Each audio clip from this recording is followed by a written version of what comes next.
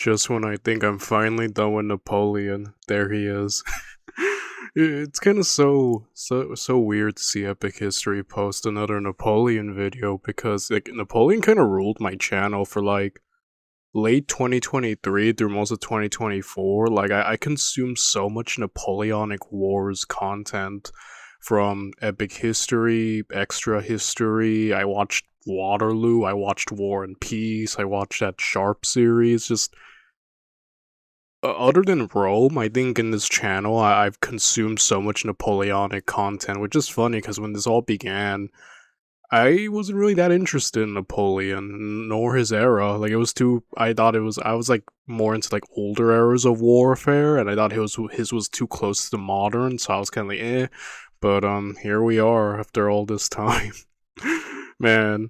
And just like when I think I'm finally done with him, here he is. This is how I feel like the European leaders like after after Napoleon got kicked to Elba, like, oh, we're finally done with that guy, and then he shows back up. So, kind of, I'm getting like a. I imagine they probably felt like me,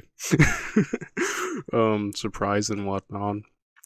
So, yeah, like I said, it's cool to see that Epic History is still posting Napoleon videos. I thought he was done for sure, but interesting that he chose Elba, at least the escape from Elba, because like in most media that I've seen from movies, other YouTubers talking about this, the escape of Elba is always just described as like rather brief. It's like, yeah, Napoleon, he wanted to reclaim his throne. He got on a ship and left. And then went and got back his throne. So like it sounds it's not like the Mission Impossible prison escape that like you might see in like what you might think of like some grand epic thing. It's usually just yeah, you got on a ship and left. So interesting that how this is gonna go. It's probably not gonna. I imagine this video might exceed just past Elba. Probably actually talk about how he took France back. I'd imagine, or maybe there is just a lot more to Elba than even I would have guessed. So either way, I'm gonna watch the video and find out. The original video by Epic History is, if you want to watch it yourself, is down in the description down below. And if you enjoy my content and you want to help me out in any way, shape, or form, feel free to please like, comment, subscribe, maybe consider becoming a Patreon member. It's only for $1 a month, and you get early access to stuff. Now with that said, and now without any further ado, let's do. February 1815. A small flotilla slips quietly across the Mediterranean, west of Elba. Its most important passenger, a former emperor, now a fugitive, embarked on the greatest gamble of his astonishing career.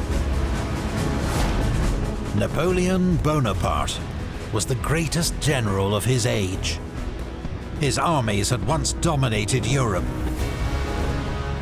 But just 11 months earlier, at the end of a 10-year conflict that left millions dead, he'd finally been comprehensively, disastrously defeated.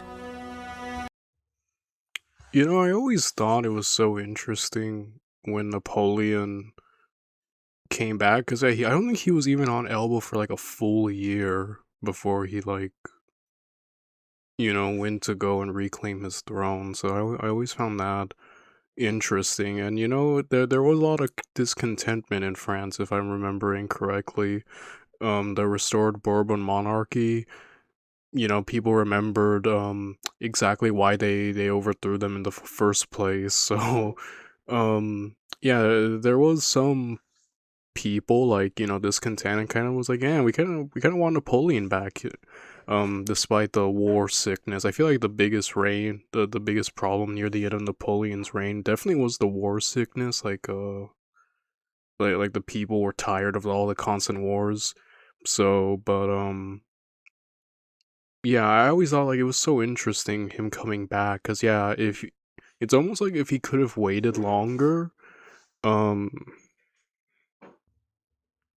yeah, It's it's a shame because if he could have like waited like a long time, it's like what's the saying? Like the heart grows fonder when you're gone. If he could have like waited maybe even years, like the you know it, his return could have been probably better because like again France is so worn toward like the constant like near 2 decades of, or is it over, well either way, 2 decades of war, 20 years. Yeah, France was not in a great bit of shape when Napoleon came back, especially near the end of the last coalition.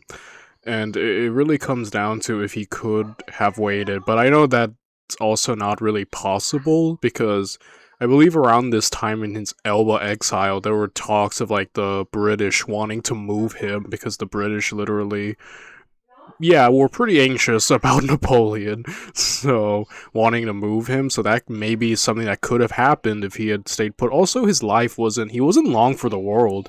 He only died a few years after Elba, so I don't think Napoleon was long for the world, anyways. And I know there were theories about like Saint Helena, like the conditions probably either accelerated his death or like might have been responsible, but either way, assuming that he does still die in like a few years, then yeah, he probably couldn't have afforded to wait for long. So yeah, just kind of a shame for him there. The great powers of Europe had hoped to consign Napoleon to history, giving him the tiny island of Elba to rule. Apparently, you can go from 0.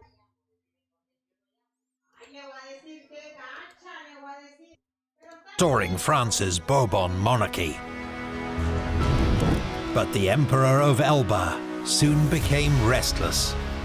Whispers reach him that France's new king is despised, and many wish for his return. That his enemies, Britain, Russia, Prussia, and Austria, have turned on each other. Again, also with these rumors, we did cover the Congress and what was taking place that brief time Napoleon was gone and his return, I believe from Historia Civilis. And yeah, Napoleon and all these great powers disdain for him really did keep them together, and the cracks started to show of how dysfunctional things were once he was gone, right? It's like nothing to unite people like a common enemy. So yeah. And may have plans to move him to a more remote location. Napoleon will be no mere spectator to his own fate. His faith in his own destiny is undiminished. Napoleon will act and roll the dice of fortune once more.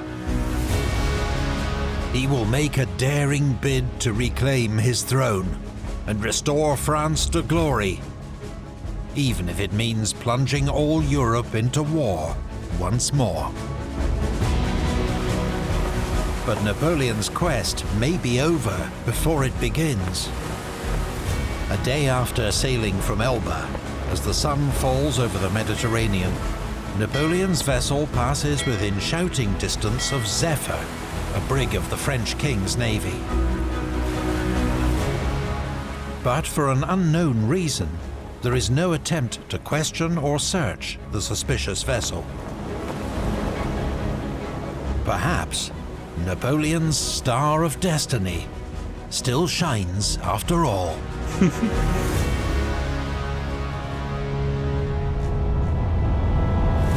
It's hard to deny that Napoleon wasn't a lucky dude, because he really was.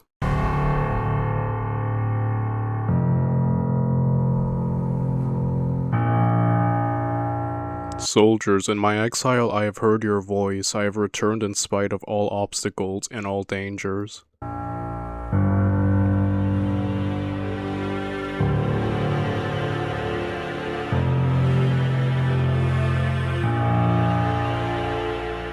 On the 1st of March 1815, Napoleon lands at Gulf of Juan with 1,000 grenadiers of his Imperial Guard.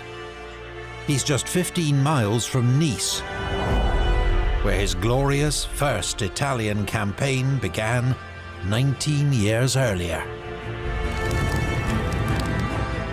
Napoleon has no illusions of the danger. He must win support and turn the tables on his enemies before they trap and arrest him, or worse.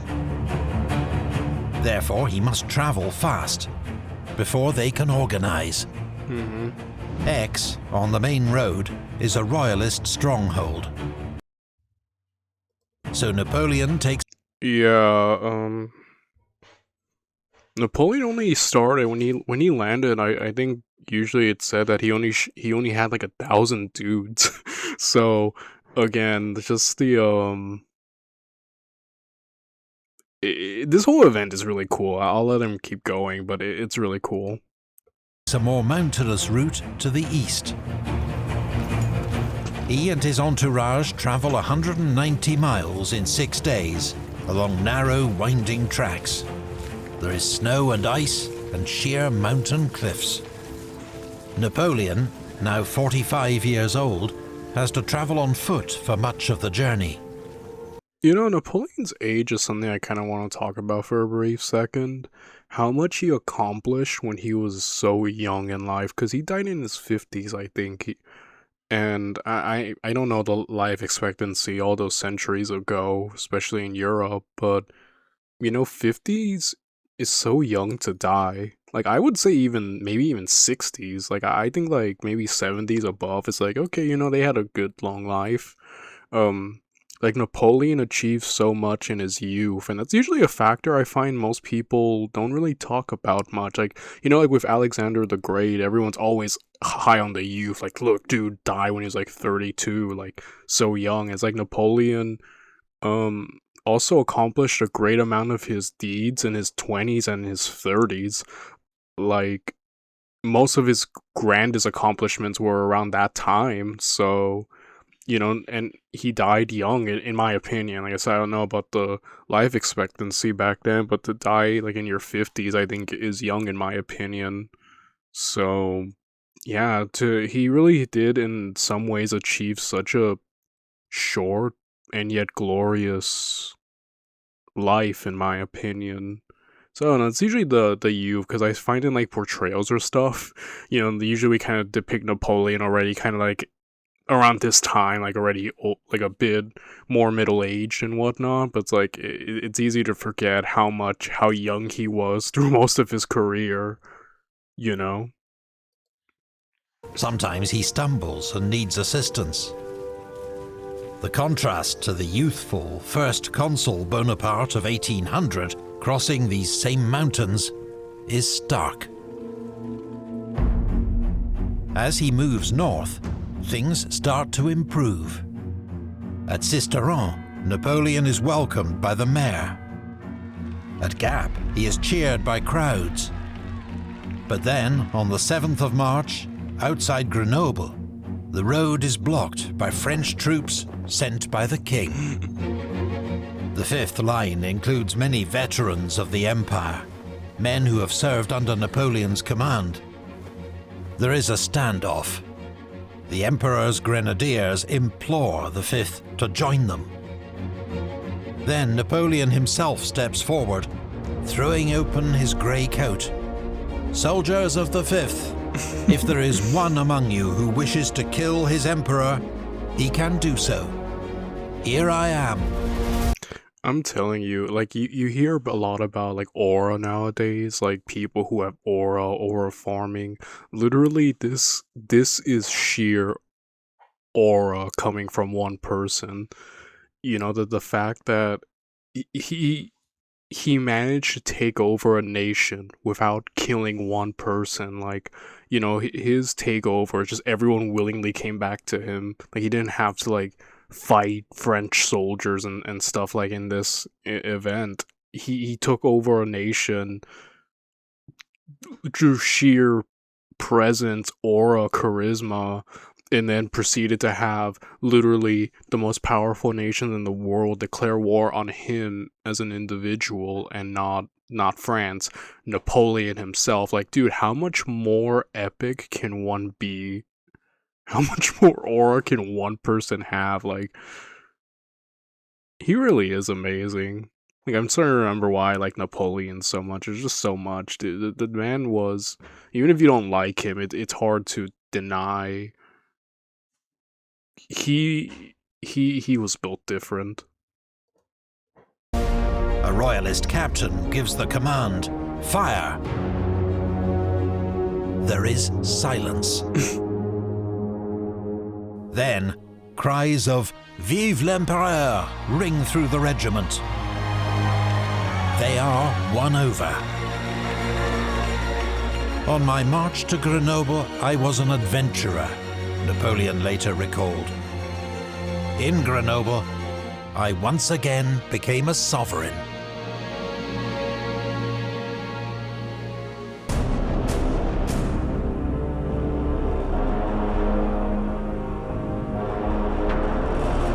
There was an instantaneous and irresistible outburst. You would have thought that the ceilings were coming down. I seemed to have become a Frenchman once more.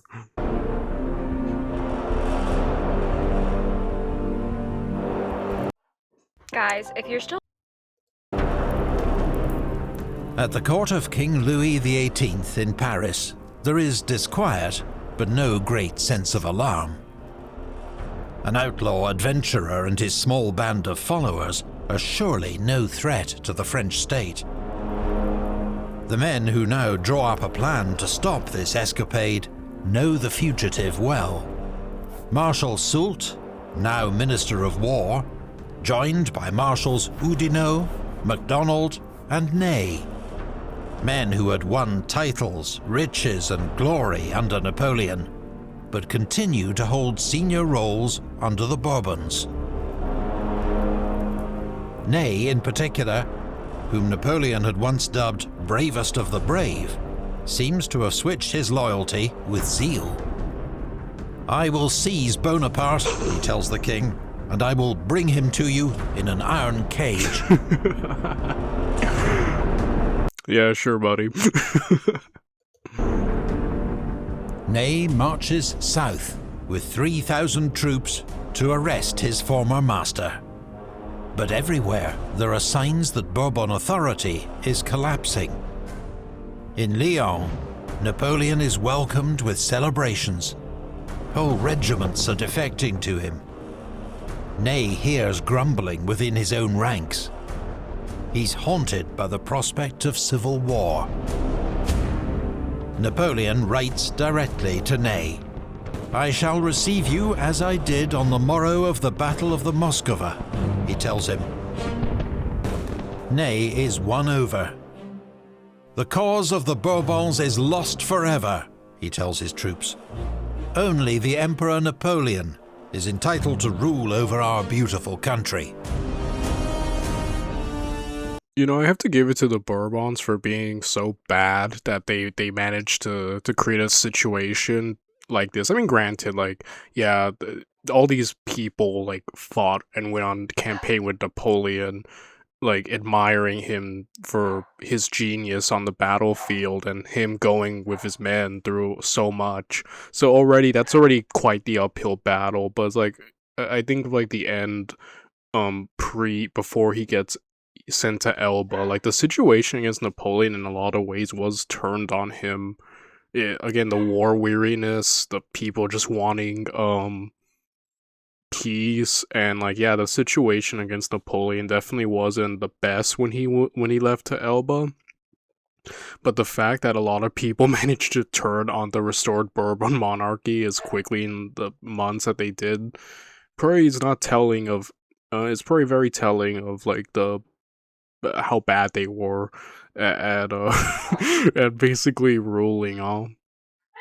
It is always wild to me that Napoleon proved to be better than several forms of government, like the Bourbons, and then what followed after, the Jacobins under, Maximilian Robespierre, and it was the Directory, right, that came after. Like, several forms of government before Napoleon took charge, and all proving to be bad, and then Napoleon just being better because he was just better at governing, which is so wild to me. But yeah. There are cheers amongst his men as he orders them to turn around and march on Paris. Ney's defection is the final straw for King Louis. On the 20th of March, he flees the Tuileries Palace, heading for safety in the Netherlands. That evening, Napoleon enters Paris.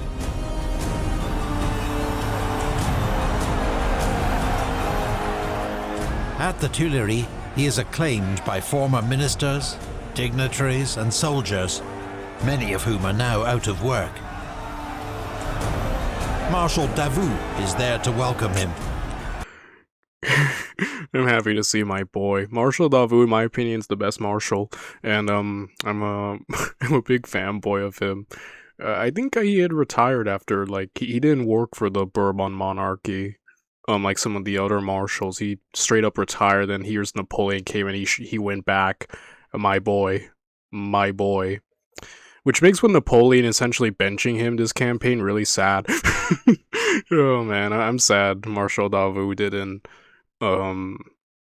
didn't get to do anything during the 100 days, and I know he was like the Minister of War, and I understand that, and Napoleon chose him because, again, the martial talent pool when his return was not as what it used to be, with some marshals like Berthier and Lannes dead, already big blows, others not willing to join him. Napoleon's talent pool during the 100 days was, to put it nicely, much more limited. So, some people had to fill roles, like Soult, I think, was, took Berthier's place, and then Davout having to be the Minister of War, but I remember reading excerpts that Davout was like, I think I'd be better on the battlefield, but, Napoleon really talked him into it, and I get it, like, if that's the reasoning.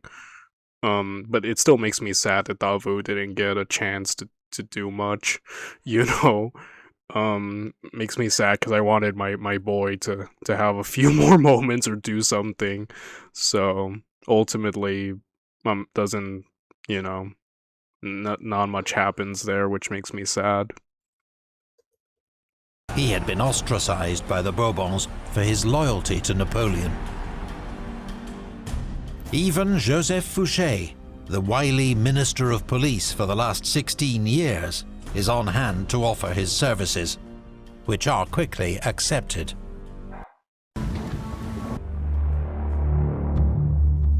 In these first weeks in Paris, Napoleon is a whirlwind of activity. He appoints new ministers, prefects, and yeah, dude has to straight up rebuild a government, and also I think he was aware that, yeah, the powers of Europe are definitely coming for him. Like, yeah, I'd imagine he's just rushing to try to get everything in order. Also, when we were watching the History March video, there was still a lot of dissent. Not all of France was as unified as you'd think. There were still loyalists, and the History March video of why Napoleon lost Waterloo was really insightful. Between, again, the lack of talent pool Napoleon had, and also just some anti-Napoleon activity in France. Definitely, Napoleon's always been against the odds in a lot of his career, but this point I think even greater than ever before. Mayors. He promises a new liberal constitution on the British model that will limit his powers. Really? He lifts censorship and restarts public works. Whether such measures are long-term commitments or mere populism to... Yeah, I don't see Napoleon... I mean, this is just my opinion, but I couldn't see Napoleon giving up as much power as he did, especially someone as hands-on as him. Especially Napoleon did suppress the press earlier on in his career, so yeah, I think some of this might be just, oh look, I've changed, quickly join me again, like, so, yeah. Win support will never be tested. Bonaparte loyalists across France burst into activity, but many others are more cautious, preferring to wait out events. Because across Europe, there is the confident expectation that Napoleon's return can only mean war.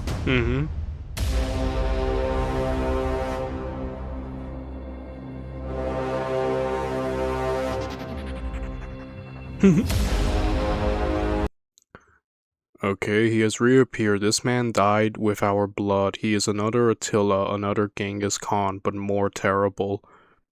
Because he has at his disposal the resources of civilization.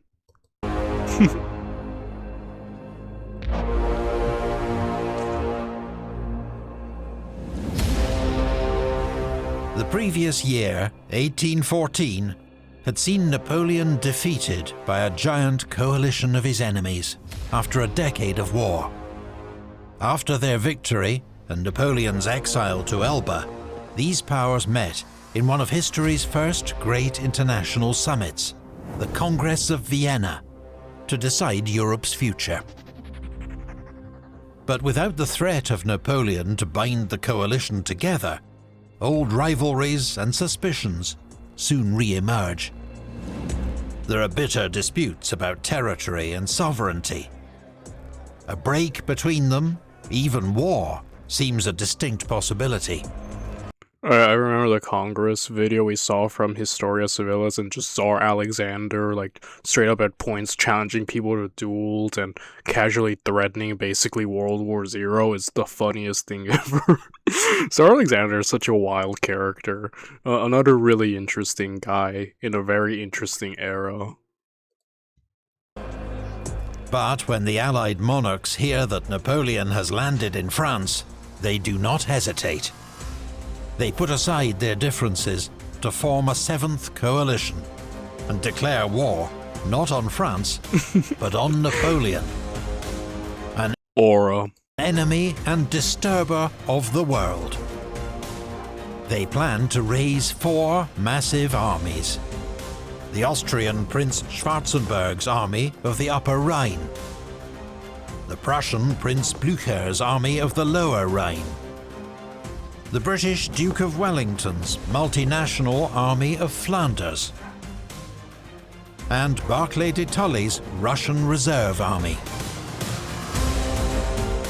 They will be supported by smaller contingents from Sweden, Denmark, Italy, Spain, and Portugal.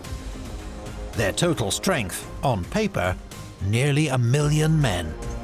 You know, I always thought this war never had a chance, Napoleon never had a chance of winning, and I know that, like, you know, the whole Waterloo situation and his plan was to win a few decisive victories and maybe secure a peace. I really don't think, even if he had won Waterloo and maybe even a few battles after, I really don't see them ever making peace with Napoleon, because again, they tolerated Napoleon only because he kept beating them, and you know, throughout most of his career. But like, now that they got in a taste of a Europe without Napoleon, or at least off of power, I'm convinced they would have never settled for anything less than that, just Napoleon being gone. So I really think this war was doomed. I don't think Napoleon ever had a chance. And they also had perfected strategy, because Marshal Bernadotte really did help in the anti-Napoleon camp, them moving together, and you see that in the Sixth Coalition War. Like, at times they wouldn't fight Napoleon and would attack his weaker marshals, and you know, Napoleon couldn't get the decisive victories he did in his earlier careers frequently. So they already kind of had a plan to defeat him. So, or at least a pretty competent move that Napoleon didn't seem to have a counter to. So, I don't know. I really think Napoleon never had a chance. And I've had someone disagree with me in the comments long time ago, years ago, when we were covering the Napoleon videos. Like, no, Napoleon could have won. But I disagree. I don't think this war was ever gonna end with anything but Napoleon's defeat. But again, that's just a personal opinion. Napoleon has just 200,000 troops. Oh my gosh. Thousands of veterans have flocked to the colours. But the nation is exhausted. The return of conscription is dreaded, and Napoleon's war chest is a fraction of what is required. Parts of France are already in revolt. Royalist insurrections in the Midi and the Vendée force Napoleon to dispatch troops he cannot easily spare. Napoleon himself is still capable of prodigious bursts of energy and works 15 hours or more in a day. but years of exertion have taken their toll. Yeah, I had read excerpt that Napoleon was kind of sickly at times in his life, especially, and I'd imagine, yeah, just the sheer stress. I remember at the peak of my stress, I was developed a lot of issues, and like, and that was just me like going to school and stuff. Like, the man was running not only France, but at one point all of Europe. On top of that, going on campaigns, which are, even though Napoleon was easily above literally everyone else, still have to be like stress inducing, running an army and, you know, going on campaign and putting and the risk of it all. So you have that, and then this, and then now here trying to scramble to face all of Europe. Yeah, I'd imagine Napoleon's health would not be good. My goodness. Napoleon, his finance minister, observes, he found himself confined in a narrow space. His meditations became laboured and distressing. He withstood less well the strains that were within him. After several hours of work, a certain lassitude came over him that he had never known before. Napoleon knows he has one chance. It will take his enemies months to assemble and organize their armies. If he strikes first and wins a sudden victory, he will throw their plans into chaos and may even split the coalition. He begins planning a lightning offensive against the targets within closest reach, the coalition armies of Blücher and Wellington, just across the frontier in Belgium, part of the new United Kingdom of the Netherlands. The stage is set for war, but the first shots have already been fired. Yeah, Murat gets wrecked, if I'm remembering. Like, he as King of Naples, I read excerpts, he wasn't really the best. And then, like, his own campaigns as king and trying to fight against the coalition did not end well for him. I think he even lost to Austria, so yeah. You know, Murat was great in terms of his heroics on the battlefield as a cavalry guy. Like, I feel like that's where he excelled at, and nothing else in like in the terms of politics. And I don't really mean that as like an insult. I think some people might just be good at one thing, and that's not a bad thing. Like Marshal Berthier was not a fighting guy, but he was good at what he did. And I think Murat was definitely a great, in terms of his bravery on the battlefield and his charges, it seems to be what he excelled at, and the whole politics game and this, like his stint as the King of Naples was not good. Like, yeah, it's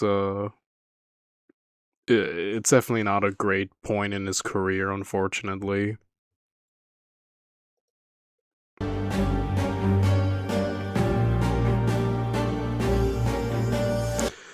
It was all my own fault. I ought to have let him stay a marshal and never made him Grand Duke of Berg, still less King of Naples. He was off his head and wanted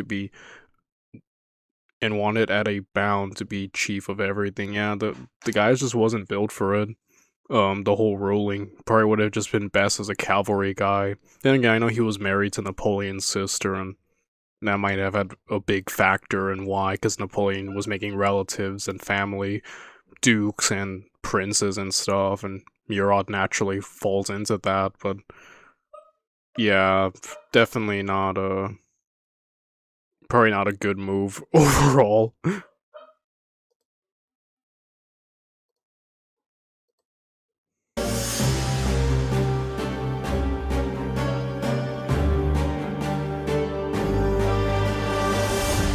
While Napoleon was still marching on Paris, on the 15th of March 1815, Joachim Murat, King of Naples, former Marshal of Napoleon's empire, and his brother-in-law, had declared war on the Seventh Coalition. Murat had loyally served Napoleon as a brilliant cavalry commander, from Italy and Egypt to Russia. But in 1814, he betrayed Napoleon, defecting to join his enemies. Yeah, he did that as a desperate grasp for power, and I don't think they were ever going to let him. And I think he also came to realize, yeah, they're not going to let him maybe stay in power for long, so yeah, very wishy-washy in that regard. He only later realized that the coalition had no intention of letting him keep the throne Napoleon had given him. Murat's Neapolitan forces sweep through the Papal States and enter Bologna. But when the Austrians finally muster their forces, the tide quickly turns. Murat suffers a string of defeats, and in May 1815, as Austrian troops enter Naples, he flees to France. What a complete disaster, holy crap. I also think he offers his services to Napoleon, if I'm remembering correctly. He's like, hey, Napoleon, I can join you, and Napoleon just tells him no. I think that's how I remember correctly, that's how it went. On arriving in Toulon, Murat appeals to Napoleon, offering to fight at his side once more. Napoleon is not interested. It was doubtful whether the troops could surmount the disgust and horror which they felt for the man who had betrayed and lost France. Yeah, I imagine the tone, not just with Napoleon, but some people against him, because he did straight up was like, yeah, I'm joining the coalition to fight you, so never took into account definitely that there would be troops who probably were loyal to Napoleon who didn't appreciate him. But if he could have coexisted, I think he might have probably been a better guy to put in charge of cavalry than, I don't know, maybe Ney. Oh boy, talking about this era, Marshal Ney definitely, the 100 Days as it's called, was not his, not him at his best.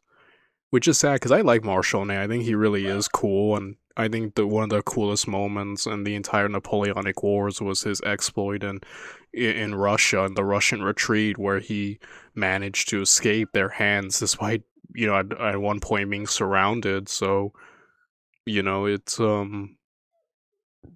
a shame that Marshal Ney's career is kind of really heavily warped by the 100 days, between mainly the big moment at Waterloo and his ill-timed charge, and him not defeating Wellington, which that one I'm like willing to pass because it's Wellington, and there's a lot about that battle, but either way, it's still, some have used that against him.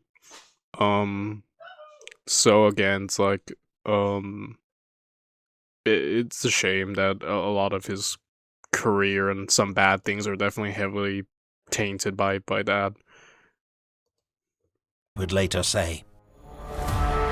In Belgium, meanwhile, the aggressive 72-year-old Field Marshal Blücher wants to strike into France immediately. But a mutiny among his 10,000 Saxon troops throws everything off.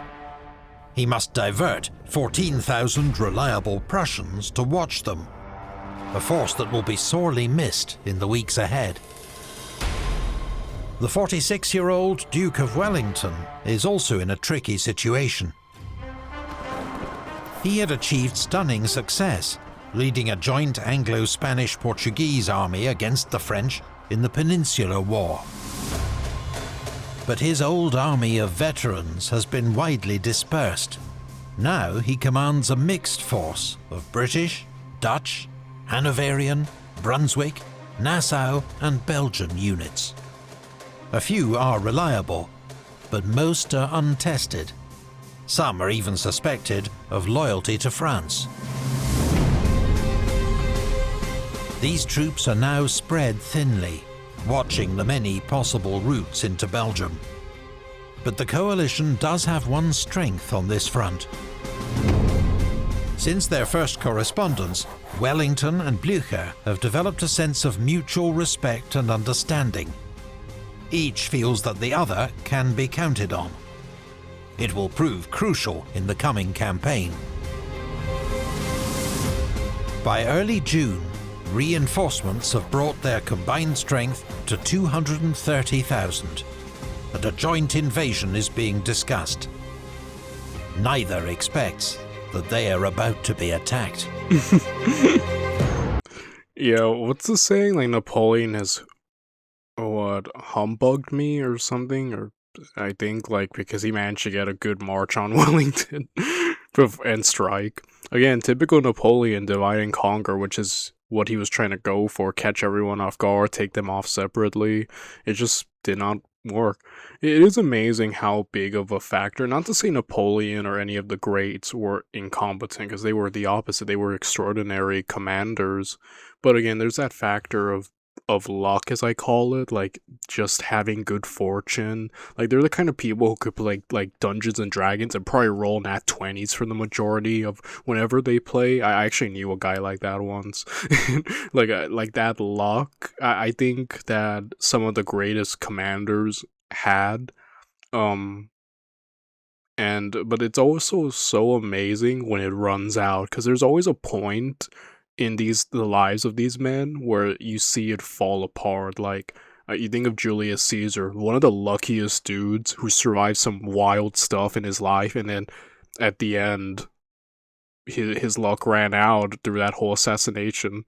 Alexander, again, bad luck, and he managed to unfortunately die young. And the realness of Napoleon, the majority of his career, amazing luck, and then here, especially like the Sixth Coalition, invasions of Spain, Russia, etc., just all went down. I don't know, just that factor of luck. It's because that it's like the saying goes, eventually it runs out. Eventually, fortune. If you gamble enough, you're gonna eventually lose once, right? Or in some cases, a lot of times. So I don't know. I think it's just something I've been thinking about as of late, and found very interesting.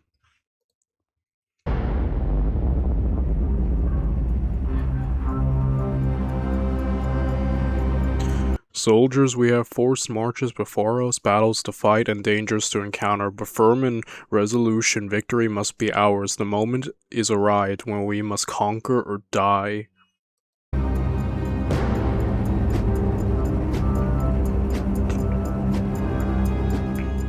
Along the Belgian frontier, the French have imposed strict secrecy. Civilians are not permitted to cross the border. French troop movements are hidden. Misinformation is spread.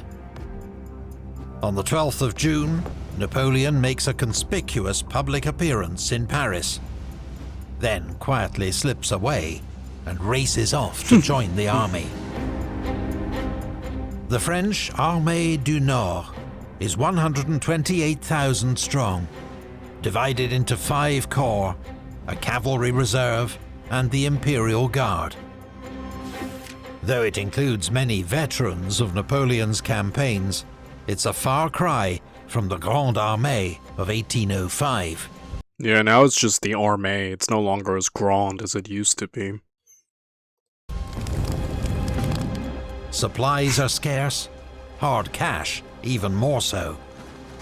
The cavalry and artillery arms have recovered somewhat from the desperate days of 1814, but officers have been assigned to unfamiliar units, and discipline is lacking even within the ranks of the Imperial Guard. Above all, Napoleon faces a crisis in leadership. Of the 26 marshals he'd created under the Empire, 3 have been killed in action. 4 have switched allegiance or disavowed Napoleon. 4 stand by new oaths of loyalty to the Bourbons. 10 are either too old for field command or prefer to remain politically neutral. Insane. Like, dude, I'm telling you, like I said earlier, the military talent he had was no longer around.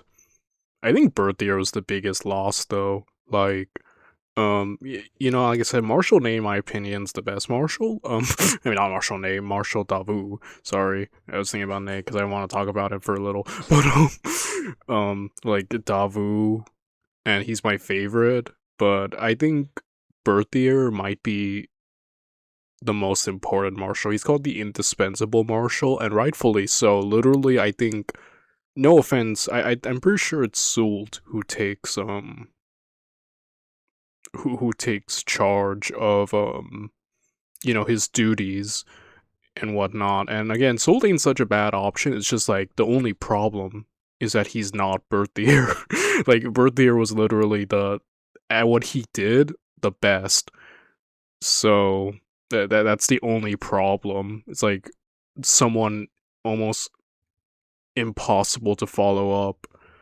Though I remember I got a comment a long time ago that Napoleon did apparently have his assistant on hand, like Berthier's assistant or apprentice or something like that, but Napoleon didn't use him or something like that. Again, maybe just being untested and Soult, you know, just wanting Soult there. I don't know, but either way, I think Berthier's the biggest blow to the loss of the army. You know, and again, like some of these guys had to be put in roles that maybe, you know, they couldn't express their talents. Like I said, I think Davout would have been better on the battlefield, but I also understand the whole Minister of War scenario. Though I think I like I said, I would have had Davout on the battlefield. But again, I could understand where Napoleon's coming from, or Grouchy, right, with being in charge of what he did and ultimately not you know, following orders too well and ultimately not helping Napoleon. And then, you know, stuff like this is all I'm saying. Like, some of these guys got put in roles that probably would have been better for others, but, you know, I could understand Napoleon's reasoning. Like, he's scrambling, he needs people, trusted, experience where he can. But again, the loss of the marshals so much is... It's something that I don't think even him and his military brilliance couldn't fully recover from. This leaves Davout, Grouchy, Ney, Soult, and Suchet. All excellent, battle-tested commanders, but too few for the struggle ahead. Noticeably absent is the man often described as the indispensable marshal, Yep. Berthier.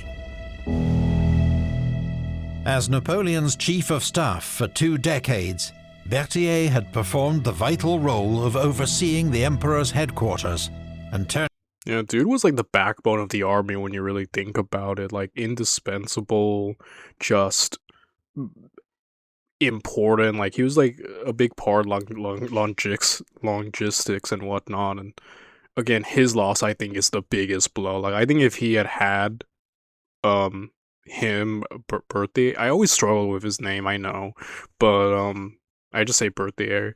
If he had been around, maybe things could have been better, because when we were watching the History March video of why Napoleon lost Waterloo, communication was a big problem. Like, when Napoleon went to attack the Prussians and Davout Wellington, there was a miscommunication about who reinforcements should be sent to, because Marshal Ney requested reinforcements, and then like the reinforcements were actually just sent to Napoleon, and then there was just all kinds of miscommunication. I'm like, I don't think that would have happened with Berthier around. And again, I'm not trying to say Soult was a bad option. I think Soult was a good logical thing with what you had. It's just, again, the only problem with Soult is that he's not Berthier. No one could have actually replaced him fully. That's the problem there. And again, just his loss. I think if he had been around, I still think the war would have been lost, but I think definitely Napoleon maybe could have won Waterloo and maybe even racked up way more W's, you know, but before he went down. turning his words and thoughts into orders. But in March 1815, he fled to the Netherlands with King Louis. Napoleon is astonished and outraged. "I have been betrayed by Berthier, who was just a gosling transformed by me into some kind of eagle." I remember when we were watching the Marshall series, Napoleon conversed with Birthday a lot, obviously because the logistics of the army. Seems like a lot of his work, it was him conversing with him and like working. I imagine the relationship was professional. I don't imagine they were friends, like, say, him and Lance, but like, surely there must have been like some type of like fondness, maybe. I don't know, I could be completely wrong. Maybe they hated each other. Maybe Birthday was like, oh, screw Napoleon, F that guy, he's a jerk. I mean, I don't know, but like I said, I'm remembering the video. I don't remember any times where Napoleon seemed to treat him bad. Not like a situation like where Marmont, where he walked up to him when he got his marshal's baton, was like, yeah, you don't really deserve this. Like, I don't remember any times where Napoleon like did major disrespect to Birthday, in the way he might have to like, Marmont. But again, I don't know everything, but it is interesting. Birthday's decision not to come back to Napoleon. Like, I'm like wondering how he must have felt about him, or if there were like interactions I'm not aware of where maybe Birthday was like, eh. Or maybe he was just that honorable. He was like, okay, I'm loyal now to the Bourbons. I can't betray this. Maybe it's just honor. I don't know. But yeah, just for two guys who seem to converse and work a lot together, it is a pretty interesting decision that he made. And again, he died not too long after. Some say I mean, the idea was he fell out of a window. Some said he threw himself out. Others say he may have been killed. I don't know. Either way, he fell.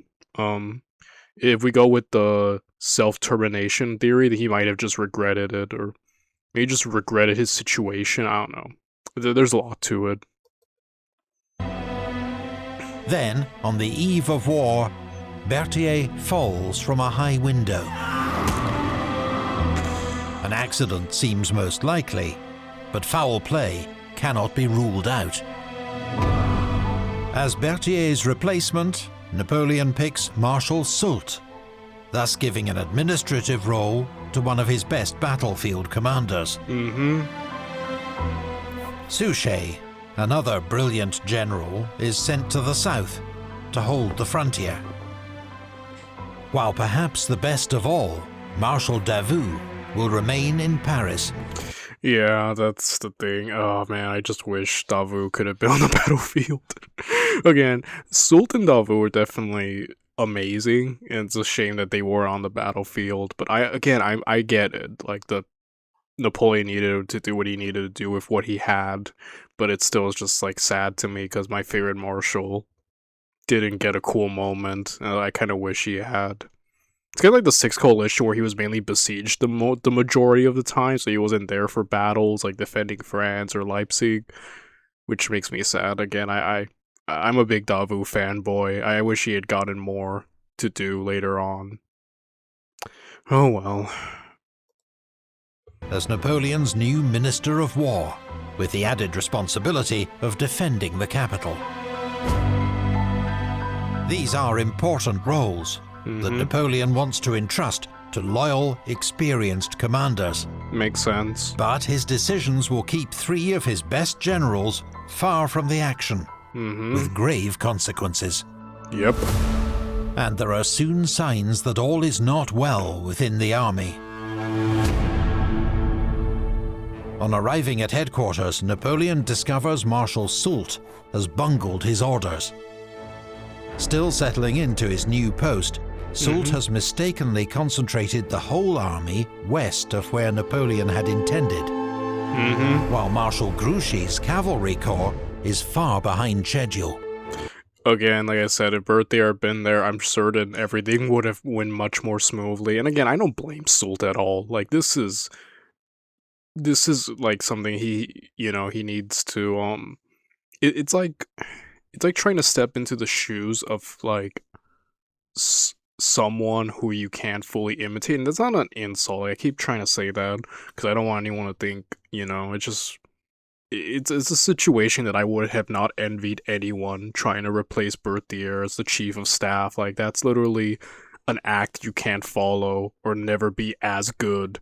And so the miscommunications and the fumbles, again, like, beyond understandable in my opinion. though obviously the consequences would be grave to Napoleon. General Gerard's 4th Corps is also inexplicably delayed.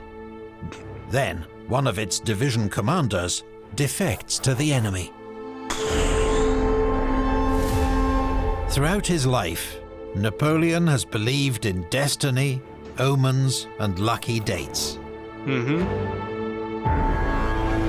Few are more special to him than the 14th of June, the anniversary of his victories at Marengo and Friedland.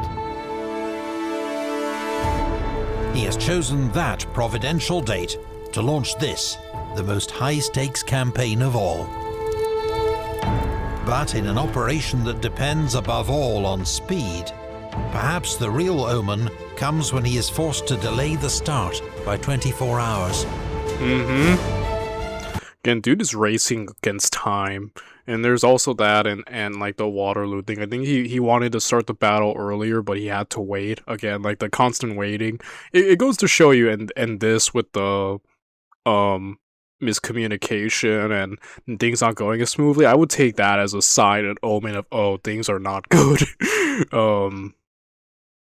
Yeah. At 2 a.m. on the 15th of June 1815, French drums beat the call to arms. As dawn approaches, the 1st battalions cross the frontier at Charleroi. Prussian sentries race away to inform Wellington and Blücher. Napoleon's final campaign has begun. Have you ever watched one of our Napoleon? I wonder if he's gonna remake the Battle of Waterloo, because he already made, it's literally one of the last videos we saw from Epic History. So I'm wondering if he's gonna try to remake Waterloo or just cover another point of Napoleon's career. Maybe the Battle of Quarter-Brass between Ney and Wellington might be the next one. I don't know. I don't know with Epic History and Napoleon nowadays.